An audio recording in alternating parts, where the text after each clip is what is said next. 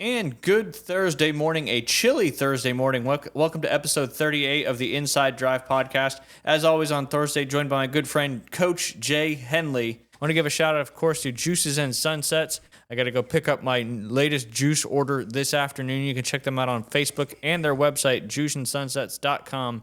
They've got all sorts of different varieties to choose from. Fresh squeezed juice right here in Bay County using organic, real juices, no chemicals, no additives. The only things that are in there that aren't in potentially normal juices, turmeric, cayenne pepper, ginger, all that stuff. Super healthy for you.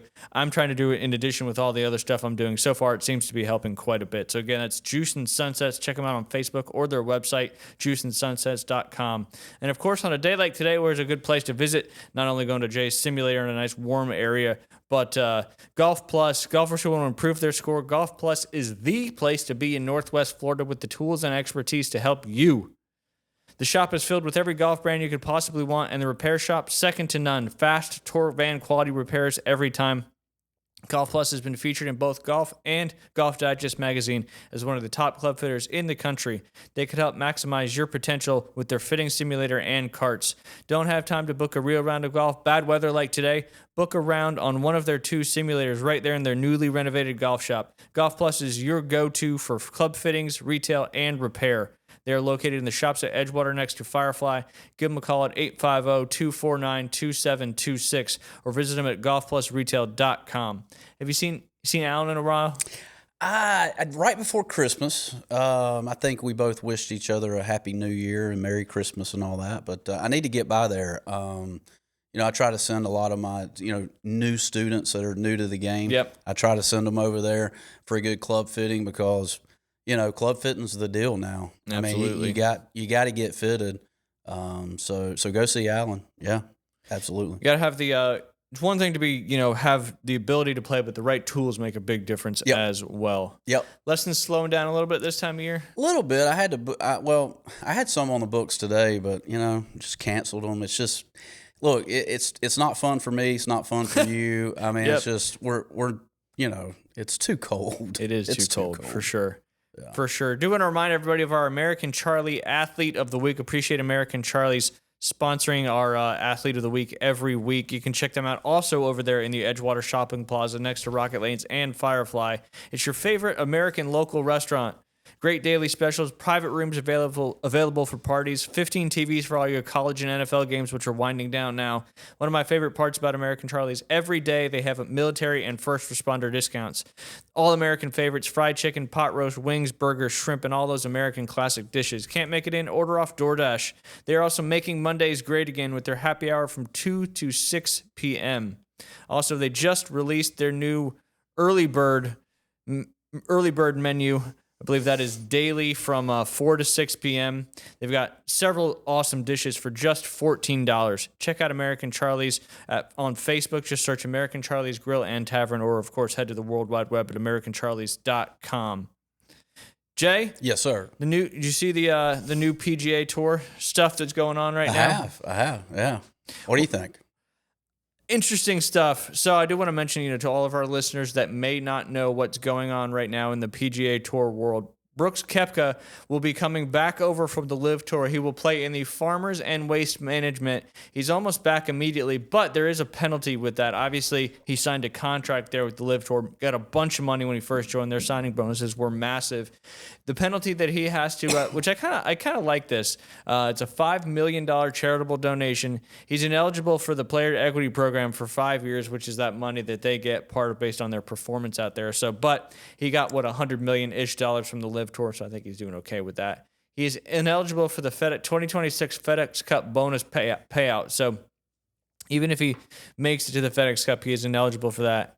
He is also now eligible for the President's Cup and TGL. That was on Tuesday night. Don't know if you saw it. Oh, yeah. This returning membership policy only applies to players who have won a major or the Players' Championship since 2022, which would be Brooks Koepka, Jon Rahm, Bryson DeChambeau, and Cam Smith. Do you think those other guys will be coming back anytime soon? I think so. I mean, this is a venture that, golf was created, 17th century, 18th century. I mean, LIV, we're 5 years into this thing. I think this is a 50 to 70, 80 year venture, right? I mean, as far as LIV goes. But I feel like you have to bring these guys back, and you've got to shrug the detail. You got to take the details out of it and just open them back with open arms and say, hey, look, you screwed up one time. Like, you want to get back here. Let's get back here and true things up again, right?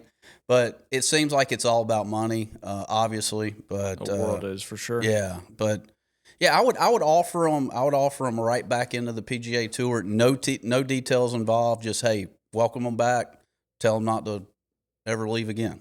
Like, So with that being said, how would you feel if you were a PGA Tour player that's been on the tour this whole time and you didn't go to LIV, you didn't get 100, 200, 300, 400, some of these guys got upwards of $500 million to sign with LIV. How would you feel if they went and did that, got all that money, and then, were able to come back to the PGA Tour? I mean, I think they've lowered the field to 120, and as they come back in, they're not, Brooks Koepka is going to be 121, right? So he's not taking anybody's spot from what I hear.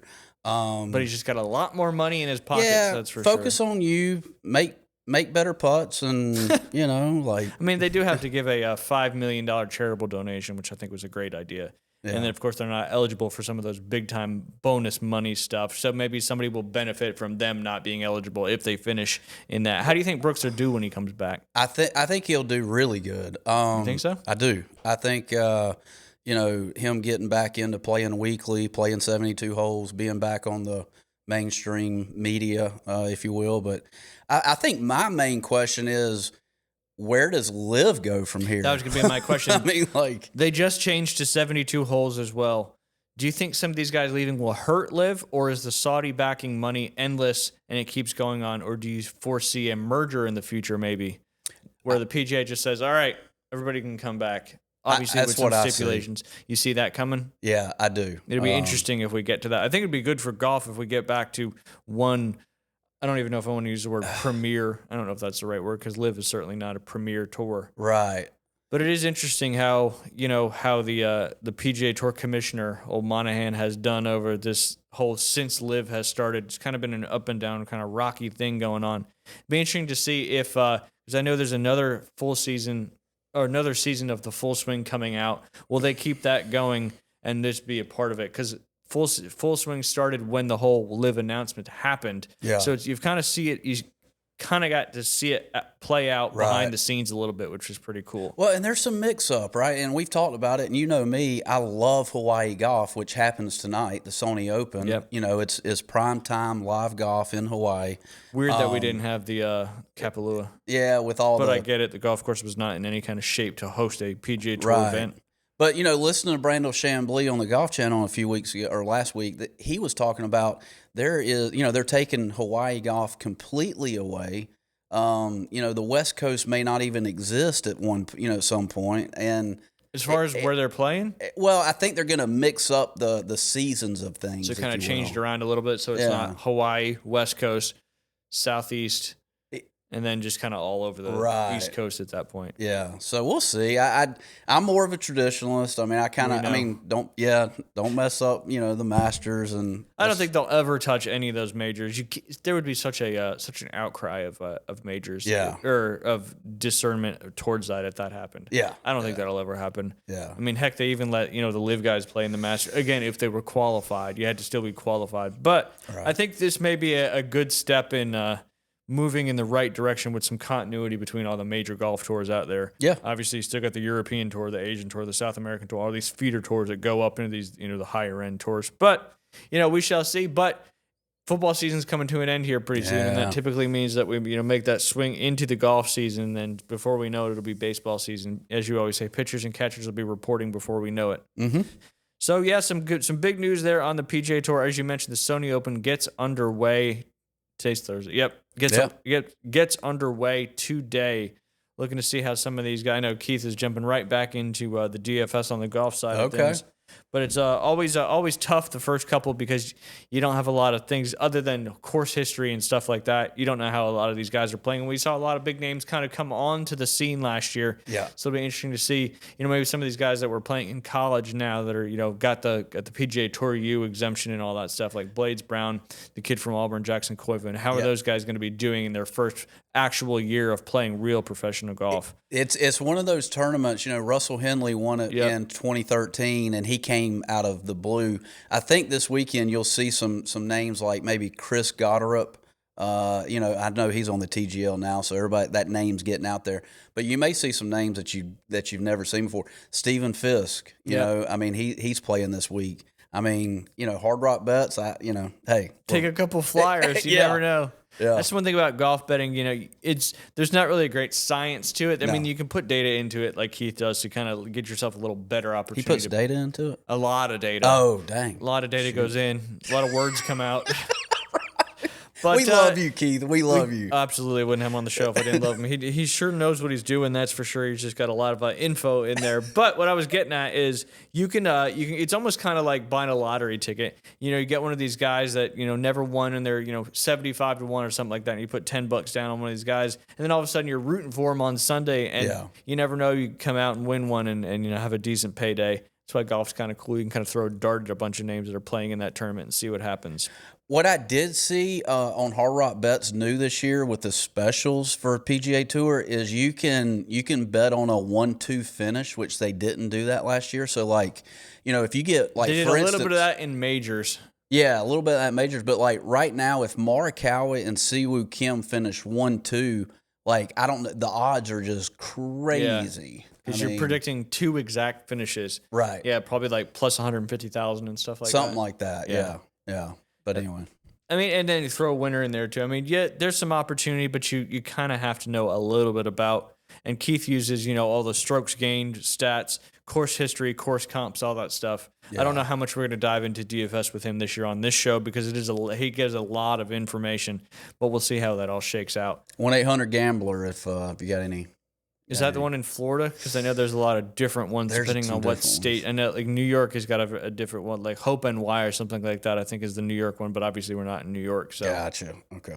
But yeah, do want to mention the transfer portal stuff's kind of getting crazy. 90% of the transfer. This is kind of an opinion statement here. 90% of the transfer portal is teams letting guys leave they overpaid for other teams so that they can overpay them. And and then the other teams are picking up those kids that are leaving. So it's just basically this musical chairs of mediocrity. All these teams are paying kids so much money, and then they leave to go get more money, and then the other school pays them a bunch of money, and then their players leave and go somewhere else, and they get paid. So it's just this money's just being tossed around left and right. But the Auburn Tigers are certainly losing a lot. They have lost a lot in the transfer portal so far this year. Quarterbacks, Ashton Daniels went to Florida State. Deuce Knight's out. He hasn't signed anywhere yet, though. Jackson Arnold's to UNLV. Wide receivers, Cam Coleman, he went to Texas, getting paid somewhere between $4 and $6 million to play out there in Texas with all that oil money. Eric Singleton Jr. went to Florida. Horatio Fields went to Missouri. Malcolm Simmons went to Texas Tech, another big-time NIL school. Perry Thompson went to Minnesota, of all places. I don't know if I'd want to go to Minnesota right now, even if I was a really, really good football player. D-line, Amaris Williams went to Georgia. Malik Blockton went to LSU. And Jamonta Waller went to Arkansas. Running backs, Jamari Austin and Durrell Robinson haven't signed yet, but they did leave. DeAndre Carter went to Ohio State on the offensive line. Xavier Chaplin went to Florida State. A couple Auburn guys in Florida State have been switching places. A lot of Florida State guys have gone up to Auburn as well. And then cornerbacks, Amon Lane Ganas went to South Florida. Kenyon Lee went to Tennessee. But, we were 5-7 last year with all these guys that are really good. So, it's kind of a weird time right now. Is it worth it to, pay all these kids money and then it never works out in the end anyway? Can you pay for talent? I guess that's what you're doing, right? That's what it is, but then it ends up being all this talent's leaving anyway. Yeah. And then you get talent from somebody else that was supposed to be really good talent, etc. But is Indiana, the question is Indiana, playing Monday night just because Mark Cuban, has put in all this money? Is that I think it helps. But Indiana also, when they hired their coach, he brought 13 people over from JMU with him. So okay, obviously NIL is a huge factor. It's kind of leveling that playing field. Is it helping a lot of teams? Absolutely. But I don't know if Indiana in that case is specific to NIL why they're winning so much. I'm sure obviously getting Mendoza coming over from Cal, who played 3 years in college. it's just a crazy time. Speaking of college football, how'd you do on your bracket that we did on the show? Not good. Yeah, How many I'm did you terrible. get right? We'll start at Oregon, Texas Tech.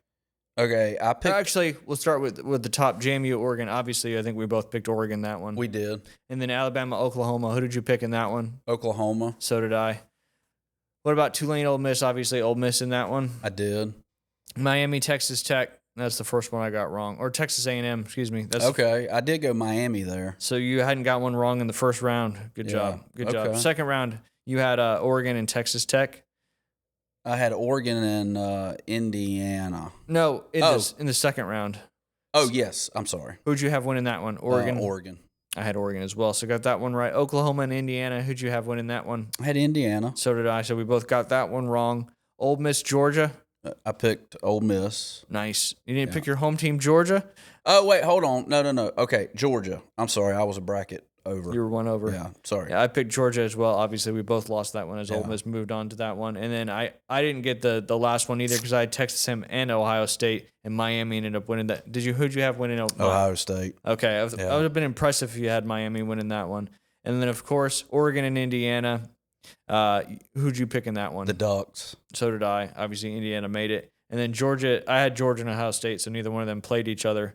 And you had Ohio State and Ole Miss. Yeah.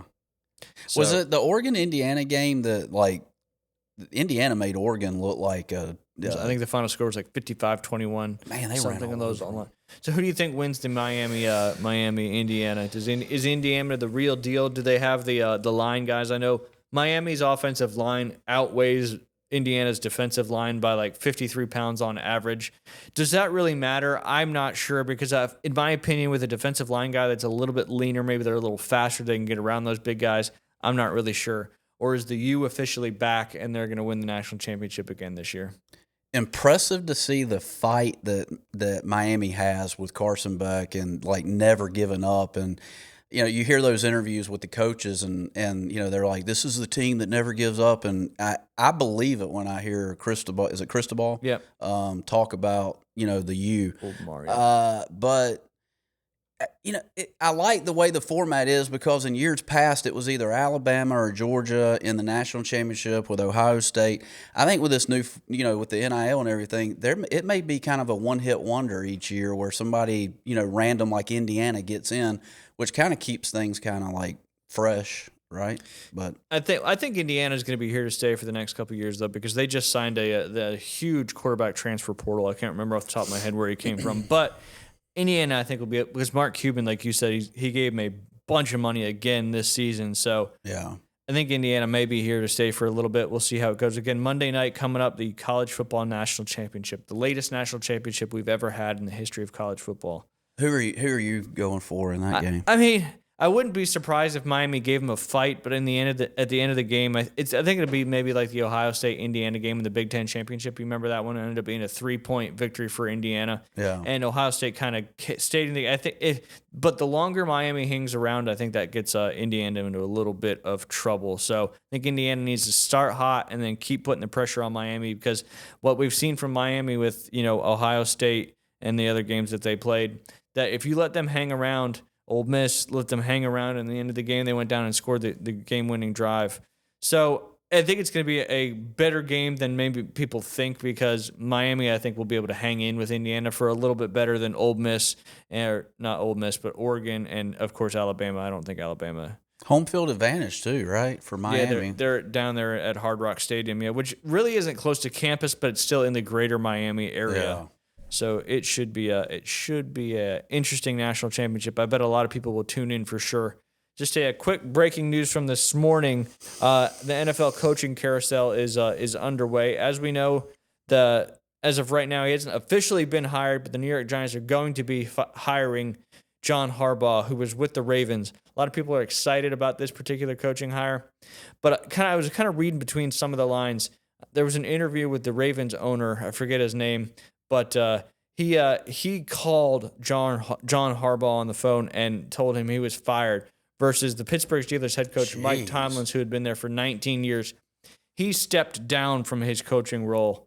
and he went to his players and told him he was leaving. They gave him a standing ovation and all that. So, a lot of Giants fans, is John Harbaugh a great coach? Yes, absolutely. But he had Lamar Jackson for so long, and the one Super Bowl he won was actually with Joe Flacco, not Lamar Jackson. So, is there some stuff behind the scenes that we don't know about with John Harbaugh? Why would the owner call him on the phone and, fire him that way if there wasn't, maybe some other stuff going on? But the Giants, I think, is a great job. They've got so much talent. They've drafted well the last several years. They've got a quarterback. So their first-round draft pick doesn't have to be a quarterback. They can bolster their offensive line and all that stuff.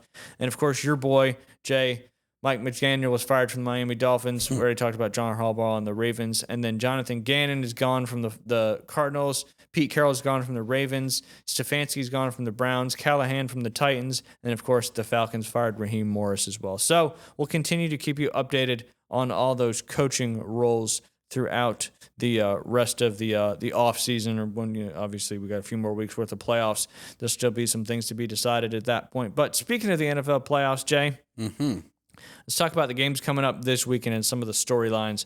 We'll start with the first game. That's the 3:30 game on Saturday on CBS. That is the number 1 seed Denver Broncos hosting the Buffalo Bills. Does Josh Allen have enough left in his Superman cape to go in there to Denver and beat the Broncos? I don't think so. I think Denver is favored by 1. From what I 1.5. It's moved up a little bit. I think Denver. Will move on. Yeah, Do you? This is the end of Buffalo. Yeah, unfortunately. Does Sean McDermott get fired if the Buffalo Bills lose this particular game? Ooh. He's been there a while. I think he's now that now that Tomlin stepped down and Harbaugh has been fired, I think he's one of the more longest tenured behind Andy Reid. I think McDermott's been there for 9 years. I think McVay's been at Los Angeles for 9 years, and I know Shanahan's been in the Niners for 9 years. So, he's one of the more longer tenured head coaches out there. And the Bills Mafia is just tough. No Lamar, no Patrick Mahomes, no Joe Burrow. So a lot of people think this is the year that the Bills should go win the Super Bowl. But Josh Allen just doesn't have a great supporting cast around him. I mean, his wide receivers, Khalil Shakir is your number 1 wide receiver. Now they got 2 great tight ends with Dalton Kincaid and Dawson Knox. But Josh Allen is, he leads the NFL in a lot of playoff stats. So in my opinion, he's going to have to put the team on his back again, to go win this football game. And I just don't know, the Broncos obviously have one of the best defenses in the league, but is Bo Nix ready to lead the Denver Broncos to an AFC championship? I guess we'll find out on Saturday afternoon. Then, of course, the game that I'm looking forward to the most, the Niners-Seahawks game. I've already in my mind, I'm already prepared mentally that we're on borrowed time at this point. I never would have thought we would have made it to a divisional round game, let alone win our first round game against Philly. Seahawks a little different ball game with the Seahawks. Their defense is just absolutely phenomenal, not just on their front 4, but their secondary, their linebacking core.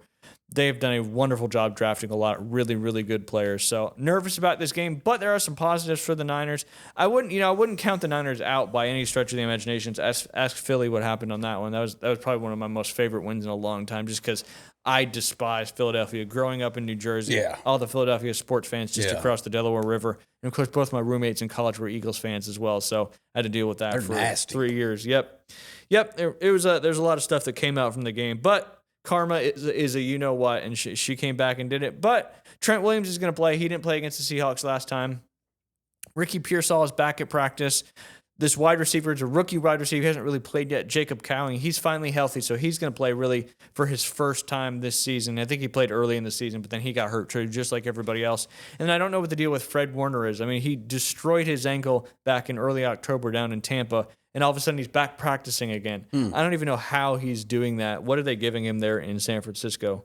Or in Santa Clara, I should say. But if Fred Warner does play and he's, 80%, Fred Warner is better than the rest of the guys we have out there. But we've picked some people up as well. Eric Kendricks, who's a veteran. He played last week and did a great job, kind of leading the linebacking core and the defense for us, out of nowhere. I hadn't played a game since like week 2 or something like that. And then, of course, when we played the Seahawks last time as well, we wore those ugly black jerseys for the new rivalry series that the NFL made all the teams do. And when you get away from a traditional jersey, anytime a team gets away from their traditional jersey, it always seems like it's some kind of hex. Right. So it's a 7-point spread, biggest spread of all the divisional round games. But, what do you think about that game, Jay? I'm going with whatever you say because I wouldn't be surprised if they won, but I also wouldn't be surprised if the Seahawks dominated us as well. Yeah. They dominated us in the regular season game, that finale, that Week 18 game, but we were a tipped touchdown or a tipped pass interception away from potentially scoring to make that a 3-point game late in the game. So I think if we can hang in there for as long as we can, we may have a shot. I wouldn't count them out. I do love the +7 though. So if you were looking for a bet, I would take the Niners +7. The outright money line win, I think, may be a little bit tougher, but the +7 I think is a great one. I just don't know if the Seahawks can cover that 7 points. And a big question mark too in that game, Sam Darnold. If we can get any kind of pressure on him. When he's pressured, he's got 6 touchdowns and 6 interceptions. So if we can get pressure on him and maybe the true Sam Darnold, the old Sam Darnold comes out, that gives us an opportunity as well. I had to take a quick drink of water. Yeah. Jay, what you got there in your little billfold? Well, I was gonna give this away, but it's standing in line at the grocery store and had a long line. And I'm not much of an impulse buyer, but for some reason, trying to get some knowledge. And I didn't even really look at the price of it. I'm like, hey, it's a magazine, and so I'm walking in this morning. I look and like, dang, this is $14.99 for this. But anyways, I was trying to give this away, but you guys don't even want it, so I'm like, all right. Any useful information come out of it for you? Well, a little bit. I'm not trying to dog that magazine. You came in with it this morning, and then when I found out how much you paid for it, I was like, this is wild. Well, they talked a little bit about Arnold Schwarzenegger and how he still, deadlifts 500 pounds at the age of 85. The juice is important. Yeah. What else we got here? Legal doping hacks for elite endurance. There you go. Legal doping. I don't know if those two words can go together. And then this beautiful face, Sam Worthington is the face of. Y'all told me he's an Avatar guy. The Avatar, yeah. He was one of the lead actors in Avatar. Yeah. And then the last thing, which I didn't even know existed, were THC drinks. I had no idea. It's a new craze out there. Crazy. That's for sure. And I don't know how they can get away with it because you can buy marijuana in Florida if you have a prescription for it at a medical dispensary. So how are gas stations able to sell something that has the same effects, but in a drink? Maybe there's no laws on drinks yet, but yeah, if there's money to be made, they'll find a way to regulate it, I'm sure. But as of now, you can go purchase some. Yeah, and I mean, I was reading that I guess alcohol sales are down to, I think 52% of adults admit that they drink alcohol, which used to be, I guess, 80% or something. I mean, it used to be out there crazy, but alcohol consumption is down, I guess, because of these drinks. Interesting. Yeah. Well, one has one has a hangover. The other one just kind of makes you tired. I got you. So a sweepy, as you said, right? Sleepy. Yep. Sleepy's babies for sure. For sure. All right. The other two divisional games this weekend coming up on Sunday. I know a lot of Bears fans out there. That'll be the nightcap, or not the nightcap, but that'll be the late afternoon game, I guess you could say. But the first one starts at 2 p.m. That'll be on ESPN. That's the Texans and the Patriots. Patriots are favored by 3.5 in that particular game. Patriots, Drake May, Mike Vrabel, the real deal? Perhaps. Yeah, let's go. Patriots. Houston Texans have the best defense in the league statistically. Are they going to be able to slow down the hot Patriots offense? And I don't know about C.J. Stroud. He's obviously playing well, but I feel like the defense has been carrying that team more so lately than C.J. Stroud. So I think he's going to have a monster game. But if the Patriots can get pressure on him, he doesn't roll out and run as much as he used to when he first got into the league. So I would give the edge to the Patriots just as more of a complete team, offense and defense. I think the Texans' defense will keep them in this game. The 3.5 point spread is a tough one because I could see this being like a 21-17 type game. What do you think? I like the Patriots here. I want to see them move on, keep going. Keep on keeping on, just like they've been so dominant, in this century. Yeah. All of a sudden, they were only out for 6 years, and all of a sudden they come roaring back. Super Bowl's in Vegas this year, right? Is it Vegas? Santa Clara. It's in... Yep. What if your 49ers actually made it? That'd be cool. That would be so cool. I think there's been 11 teams in history that have played in their home stadium for a Super Bowl. The most recent was Tom Brady and the Bucs a few years ago when he won his his 7th Super Bowl down there in Tampa. You would have to find a way to go. You would have to. I'd have to find a money tree growing somewhere because going to the Super Bowl is just crazy expensive. Yeah. I'd watch it, that's for sure. But I'm going to watch Super Bowl regardless. Last time we had watched the Super Bowl, Niners win the Super Bowl, it's when we lost to the Chiefs in overtime. I hate the Chiefs so much, but they're not. Oh, I was there for that. There was no handshake, and we didn't hug each other. Like, I left your house, and I was like, yeah, it was bad. I was sad. I had a little bit too much bourbon too, and that wasn't that long after my first craniotomy. So, just being that excited and all that, just that next day was not a good day. No. I felt absolutely awful. And then last but not least, I know a lot of Bears fans in this area that are excited. The Bears have an opportunity to make it to the NFC Championship for the first time in a long time. But they've got Matthew Stafford and the powerful Rams in front of them. But I want to give you a little stat here, Jay, on Matthew Stafford. And he's old. No, obviously he's he's an older guy too as well. But just specifically in cold weather games and that kind of stuff, because it's going to be really, really cold, not only tonight down here, but up in Chicago. The forecast for Chicago Sunday afternoon is 20 degrees, 18-mile-an-hour wind gusts, which is going to bring that wind chill probably close to 0, and then a 55% chance of snow. Matthew Stafford's record in the last 10 games outdoors in the rain or snow, 1-9, 16 touchdowns to 11 interceptions. And then the Rams in general in their last 10 games in Chicago, 2-8 with a 109-point differential. And like I said, it's going to be really, really cold and potentially snowy there in Chicago come Sunday afternoon. So I would give the edge. Obviously, the Bears keep finding a way to win football games and continue on this great season. Caleb Williams' second year. It's pretty impressive.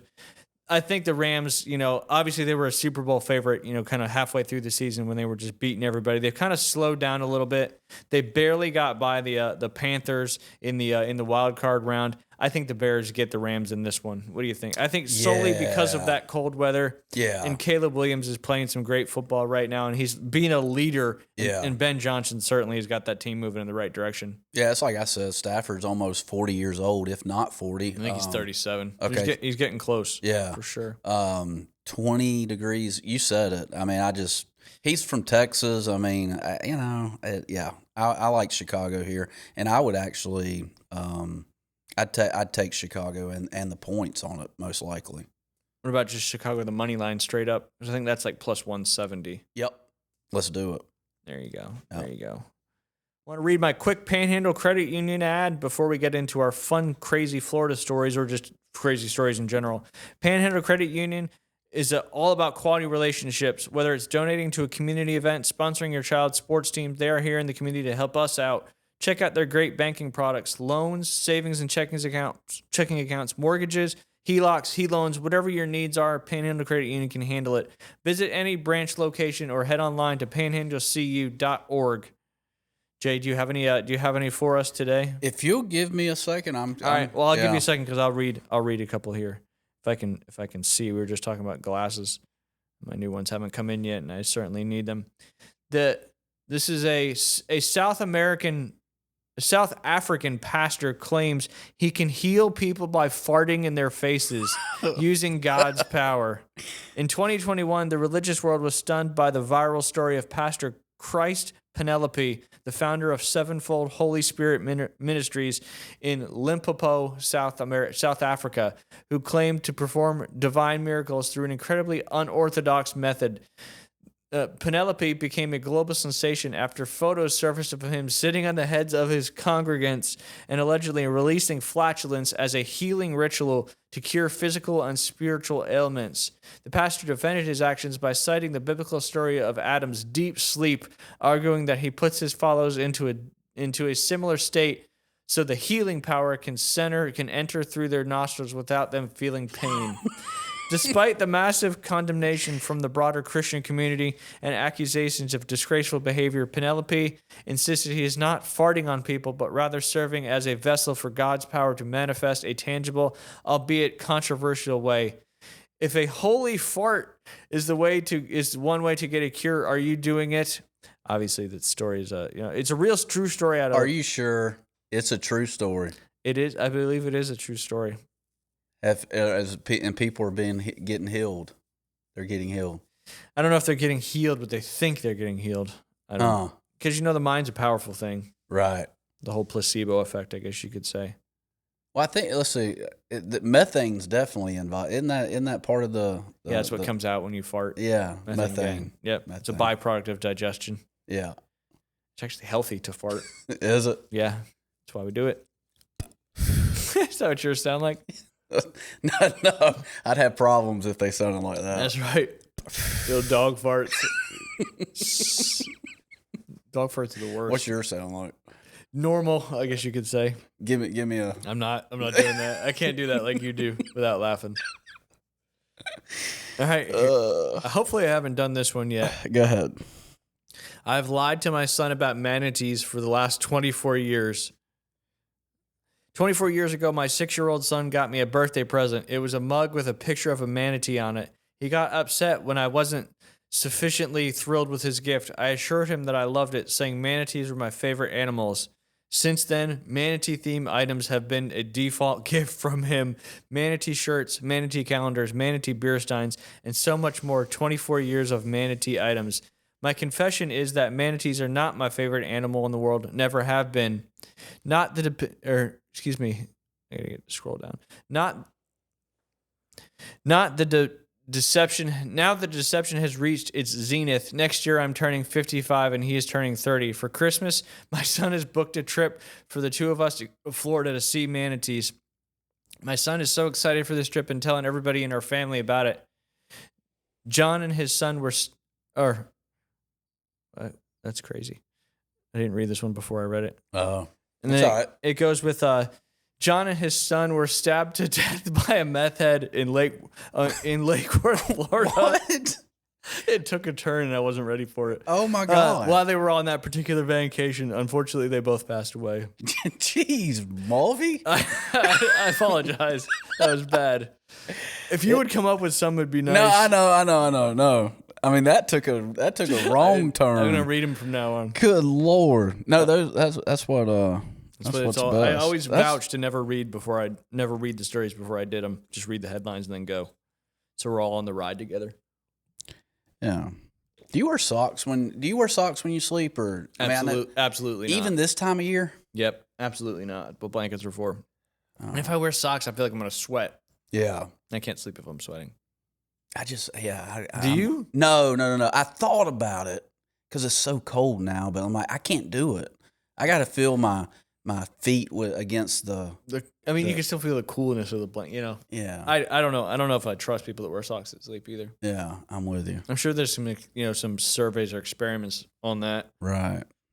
Yeah. What are you getting at though? I don't know. That was just a random question. It was a random thought that I had last night laying in bed. All right, while you're still looking, a dad accidentally threw his daughter a North Korean-themed party with Kim Jong-un cutout after confusing it with her request for a K-pop party. The story says, bless his heart, the incident reportedly happened in Brazil where a father misunderstood his daughter's request for a K-pop themed birthday party instead of the Korean pop music idols. He associated K-pop with North Korea and decorated the party with red banners, propaganda-style imagery, and a large cutout of Kim Jong-un. Photos of the party were shared online and quickly went viral, with people amused by the innocent extreme mix-up. The story became a humorous example of generational and cultural confusion, showing how unfamiliarity with a pop culture can lead to an unforgettable moment. Jesus. Still nothing? No, I ain't got nothing. I've read 3 stories and you've got none. My Dr. Gray fang is just off the... Dr. Gray fang? Yeah. He took a break after the new year. You could go to Google and just but search crazy stories. He had some stuff that was out there that was really good, I thought. I might have done this one before. It sounds familiar, but I'm going to read it just in case I didn't. Because I feel like I've heard you say the name. A mischievous guinea pig named Randy. Do you remember that? I do. Okay, so I've done that one before, so I won't do that. No, but what was the deal with him? He became an unexpected viral legend after a remarkable animal party mix-up and a huge baby boom. Yeah, I've definitely done this one. Okay, yeah. Staff at the Hat and Wild Adventure in Worcestershire were left stunned when they suddenly discovered around 100 pregnant guinea pigs. The mystery was solved after they realized one male guinea pig had escaped his enclosure and spent weeks with the female-only pen, quietly rewriting the park's population plans. The breakout father, later nicknamed Randy, is believed to have impregnated 100 females, each expecting a litter of around 4. That means the park could soon be welcoming close to 400 baby guinea pigs, making an unforgettable and widely shared moment for the animal center. Love a guinea pig. It's a lot of guinea pigs, yeah, absolutely. In northern Canada, a viral body cam captured a man being stopped while riding a fully grown bear along a snowy back road. Holding a bottle of maple whiskey, he paused to finish his last sip before dismounting and complying with the officer's orders. Authorities ensured the bear was safely returned to the wild while the man spent the night in custody to sober up. The unusual incident has drawn widespread attention online, highlighting both the humor and unpredictability of rural life in Canada. Then the post has a picture of the guy literally riding a bear with cops pulling him over. What color is the bear? It's a brown bear. He didn't lay down. He hopped on. Yeah, you got to lay down. Well, clearly you don't, because he hopped on the bear. He survived? He's good. I mean, he went in jail. I mean, they got him. He got off the bear. Maybe it's bear and him were like best friends or something like that. Bareback. That's a whole nother. Oh, my God. He barebacked it. It was on top of the bear, yes. Yes. That's amazing. It is. I mean, the picture's crazy. Oh, God. All right. A man in Ghana who had warned followers that a worldwide catastrophic flood on December 25th has now announced that the disaster has been postponed, calling himself a prophet. Ebo Noah claimed that prayers were answered and that the rapture had been delayed indefinitely without giving a new date. The announcement followed reports that he had purchased a Mercedes-Benz using donations from supporters and believed his prophecy and contributed money towards building multiple Noah-style arcs. The reversal has triggered public backlash and left many followers confused and frustrated, especially those who made a personal and financial sacrifice in preparation for what they believed was the end of the world. You giving money to somebody to build an ark, Jay? No. I mean, I could see though how with everything that's going on in the world right now, somebody could think that that's certainly going to happen. But, yeah. I mean, that's there's probably a lot of scams like that going on that we never hear about. Yeah. Let's see if I got one or two more. Well, it's like these mega. Don't get me started. I mean, there's mega preachers out there with G5s like that. Yeah. Anyway, well, stop. All right. Yep. It's exploitation. Yeah. Is certainly what it's called. Yeah. And all right, last one because my eyes I can't read anymore. You want me to read it? Yeah. Yeah, I'll read it. If I can get your hand off. I got you. Yeah. In 1994, Disney fired a man who had made them billions. So he created a movie that mocked everything Disney stood for, and it changed animation forever. The mid-1990s marked a shift where animation stopped being a side department and became a serious business driver. Studio leadership changes and rising competition started shaping what stories got told and how they reached the world. As studios competed, tone shifted. Humor got sharper, stories aimed wider, and films started speaking to kids and adults at the same time. Creative choices were now tied closely to distribution power and executive vision. That pressure pushed animation past safe formulas and sped up change across the industry. Do you think competition made animated films better or more calculated? Question mark. What do you think? There was an animation domination kind of thing happening back in the 90s. What were they? It was like Bob's Burgers. And, are you talking about cartoons? Yeah, but is this talking about like? He's talking about movies, Disney. I think he was involved in like Lion King and some of those big time hits. And then I guess he got fired, and then he started doing the same stuff, and then went somewhere else or something like that. I don't know. It did. You read it. I never got into the animation thing. I did like the behind the back humor that you got as an adult and the kids didn't get it. Like, yeah. I did like that, but it didn't draw me any closer to, because I'm a big movie buff. I mean, I love movies, but the animation didn't get to me. You wanted to see real human beings? Yeah, Instead of animated. And I like real life stuff, There you go. Yeah. There you go. What about you? I could take it or leave it. Either one, I'm good with it. What's your favorite animation movie out there? I'd probably have to go with The Lion King. Finding Nemo, I liked. That's a good one too. See, I guess Finding Nemo is still technically animation, but that was more the new age stuff where it's more digitally and all that. Yeah. Yeah, I mean, it was kind of got my heartstrings, like. Well, it's a good story. That's the key to it. I mean, animation movies are usually more story driven as far as like what they're trying to represent. Well, and it's like Nemo was in a fishbowl at a dentist's office, and then all of a sudden he went through a sewer drain, and then he went into the water, and then to the ocean, and then he was in a different country. It was just a meaning of like, hey, get out of your fishbowl and go see the world. Or maybe because he wanted to touch the boat, remember? And then he swam all the way up to the boat, and his dad was really mad at him, and then the divers scooped him up. Yeah. And then they took him to a pet store. And then he got sold to the orthodontist. I didn't know that. Oh, did you not watch the movie? Well, I did, but I remember you didn't remember that whole first half of the movie that leads up to what you talked about. You went all the way to the second half of the movie. I did. But yeah, so and then obviously it's kind of the moral of the story is maybe the grass isn't always greener on the other side because he ends up getting in that fish tank with Darla who taps on the tank and all that stuff. Right. And then escapes, and then finds his way back into the ocean in Australia, Sydney Harbor. But it's also a good story about, a dad's love for his son to go through this huge journey to try to find him and bring him back home. So there's a lot of good storylines in that movie, not just, halfway through when you pick it up remembering it. I do want to give me and Liam, is the first time we've ever went to a Gulf Coast State College basketball game yesterday. Yeah. And the only reason Mike Vogler had posted because Gulf Coast State College is ranked number 4 in the JUCO poll. Chipola College was ranked number 13. Right. And then last night was just a really, really good game. Back and forth. The atmosphere was fun as well. And early in the second half, Chipola was up by about 10, maybe give or take a couple points. And then by the time this half had pretty much got halfway through, Gulf Coast was up by 10 and then ended up holding off Chipola for an 81-75 victory. It was a great, entertaining game. Because that's the thing about JUCO sports is a lot of these guys are just as talented as the Division 1, 2, 3 players, but maybe don't have the right grades and stuff like that to get into some of those programs. So you're still seeing incredible basketball.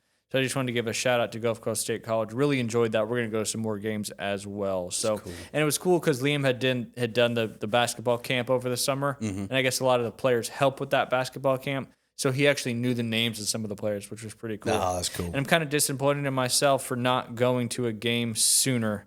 So we're definitely going to try to get out there a little bit more. Yeah. Some of the local sports games coming up tonight. It's going to be a chilly one out there tonight. But last night we had Mariana beat Bozeman 3-1 in girls soccer. Chipley beat Bluntstown 66-58 in girls basketball. Boys soccer, North Bay Haven beat Pace 4-1. North Bay Haven improves to 3-1-1 on the season.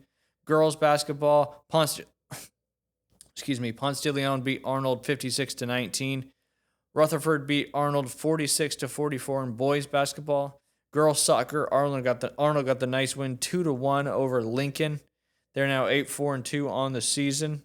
Boys basketball, Port St. Joe beat Bay High 67-53. Port St. Joe is now still undefeated, 16-0. Wow. One of the best basketball teams in our area right now for sure. So we'll keep an eye on the Port St. Joe Tiger Sharks as they approach the playoff season and see how they can make some noise in the playoffs. Boys soccer, Mosley and Bay tied 1-1. Boys basketball, Bozeman beat Wewa Hitchka 74-63. Leon beat Mosley 68-64 in boys basketball. Girls soccer, Mosley beat Leon 2-0. They improved to 13-4 on the season.